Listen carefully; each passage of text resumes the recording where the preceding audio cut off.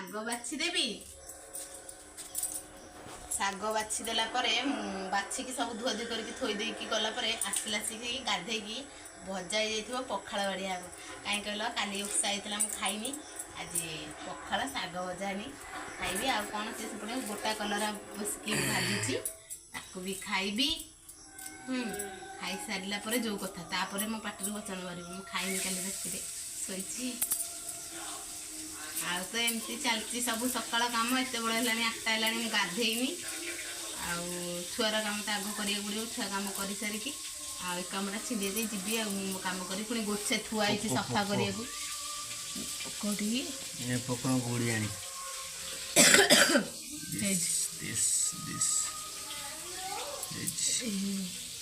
ଦେଖିକି ବଛା ହବ ସବୁ। ଆଉ ଟାଇମ୍ ଲାଗିବ କିନ୍ତୁ ଭଲରେ ବାଛିବାକୁ ପଡ଼ିବ। ତାକୁ ଏମିତି ବାଡ଼େଇ ଦେବ ସଜନା ଶାଗକୁ। ସଜନା ଶାଗ ଧୋଇଲେ ନା ଭଲ ଲାଗିବନି, ପଟୁଆ ଲାଗିବ, ମାନେ ମୋଟା ପରିକା ଶାଗଟା। ସଜନା ଶାଗ ଗଛରୁ ତୋଳା ହେଇକି ଆସିବ, ବାରିରେ ଝାଡ଼ିଝୁଡ଼ି କରି ବାଛିଦେବ ତାକୁ ହେଲା। ସଜନା ଶାଗ ଧୋଇବେନି। ମୁଁ ତ ଶାଗ ଦିହରେ ପକେଇଦେବି ସଜନା ଶାଗ ଟିକେ ଧୋଇ ନେବା। ଆଉ ନମସ୍କାର, ଜୟ ଜଗନ୍ନାଥ। କେମିତି ଅଛନ୍ତି ସବୁ ଆପଣ ମାନେ? ମୁଁ ତ ଭଲରେ ଅଛି, ଆଶା କରିଥିବି ଆପଣ ମାନେ ବି ଭଲ ଥିବେ। ଚାଲ ଯିବା ଆଜି ପୁରା ବ୍ଲଗ୍ ଭିଡ଼ିଓଟି ଷ୍ଟାର୍ଟ କରିବା। ଏଠି ସାଇ କ'ଣ କରୁଛି ଚାଲ ଦେଖିବା। ସାଇଡ୍ ତା ବାପାକୁ ମାଛ ଭାଜିବାକୁ ଦଉନି, ଚାଲ ଦେଖିବା। ଚାଲ ସାଇଡ୍ କ'ଣ କରୁଛି ଦେଖ। ଏଇ ଦେଖୁଛଟି, ସିଏ ତା ବାପା ଗ୍ୟାସ୍ ସେ ବନ୍ଦ କରିଦଉଛି। ମାଛ ଭଜା ହେଲେ ଖାଇକି ବାପା କାମକୁ ଯିବେ। ଏଇ ସାଇ ବନ୍ଦ ବାଡ଼େବି ତ ନା। ଏଟା କିନା ଏଇନା ରହିଥ। ବାଡ଼ି କୁଆଡ଼େ ଗଲା? ଆଣିବଟି ବାଡ଼ିଟା, ବାଡ଼ିଟା ଆଣିବଟି। ତୁ ଗଲୁ ଆମର ଅଭିଜି ମାଛ ଖାଇବନି, ଖାଇବନି ନେଇ ଯା। ଚାଲେ ମୁଁ ଭାତ ବାଢ଼େଇ, ମୋ ପୁଅ ଖାଇବ। ତମେ ନାଇଁ ଦେବିନି, ଦେବି। ତୁ ଆମର ଗ୍ୟାସରେ ଲାଗନି, ଭଜା ହବ ଏଇଠିକି। ଆମର ମୁଁ ଭାତ ଦେବି, ମାଛ ଖାଇବି। ଏଇ ମୋ ପାଖରେ ଭାତ ଦେଲେ ଖାଇବୁଟି। ତୁ ଖାଇବୁ? ହଉ ଭାତ ବାଢ଼େଇ। ତା ଦେହରେ ଭଲ ଚଳିବନି, ସେଇ ମଝିରେ ହିଁ ଭଲ ଚଳିବ। ହେଇଯିବା ଭଜା ବାଡ଼ିବିଟି। ଆଉ ତାହେଲେ ସେଇଟା କାହିଁ ପକାଉଥିଲ ନେକ୍ସଟ ଷ୍ଟେପ୍?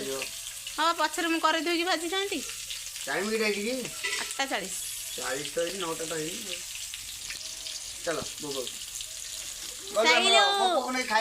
ଛତୁଆ ଖାଇବୁ? ମାଛ ଭାତ ଖାଇବୁ? ରହିଥ ମୁଁ ଭାତ ବାଢ଼ି ଦେବି।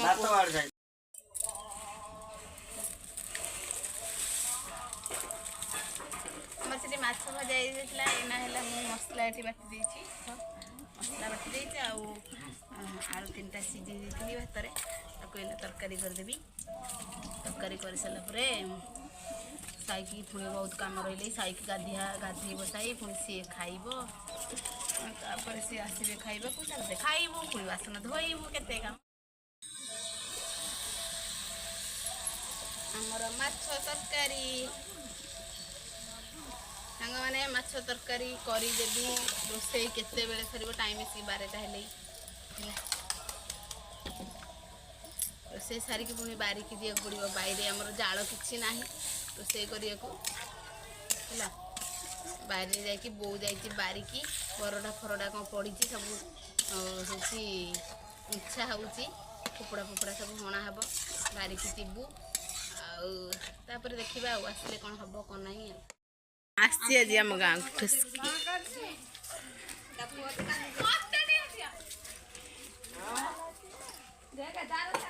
ତାକୁ ଖୁଆଇଦେଲୁ, ମୋ ପୁଅ ଖୁଆଇଦେଲୁ।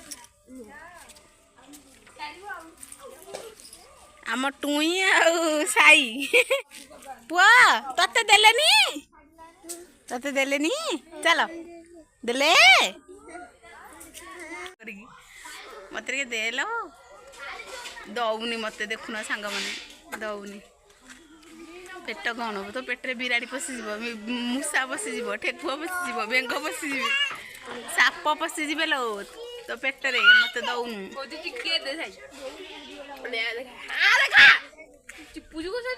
ମାଲୋ ଆଉ ଲିପଷ୍ଟିକ୍ ଲଗେଇବା ଦରକାର ନାହିଁ। ଷ୍ଟ୍ରବେରୀ ଖାଇକି ତା ଉଠ ଦେଖ, ଖାଲି ତ ଗୋଲାପ। ମାନେ ଖାଇକି ପଳେଇ ଆସିଲୁ ଚାଷପଲ୍ଲୀରେ ବସିବୁ। ବୋଉ ମୋ ମୁଣ୍ଡରେ ମାନେ କଣ ପାଣି ପାରା ଫାରା ଆଉ ହଗି ଦେଇନାହାନ୍ତି କି? ନାଇଁ ହଁ ମୁଁ ହମଉ ଯାକ ସେଇଟା କରେନି ଖା।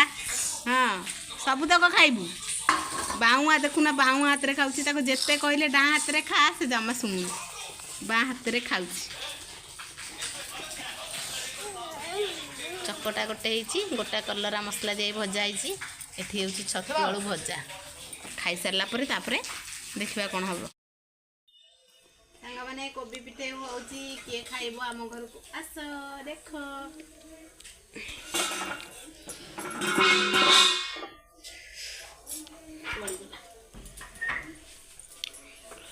ये खाइबारे व्यस्त बोउ करे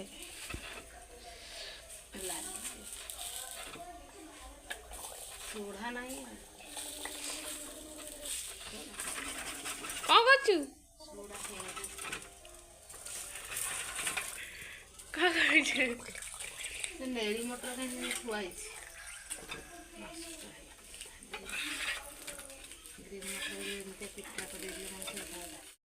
एठी हमरा चलची पणस कट्ठा तरकारी हबो आज कट्टा चलची सारे काटुछंती बाबू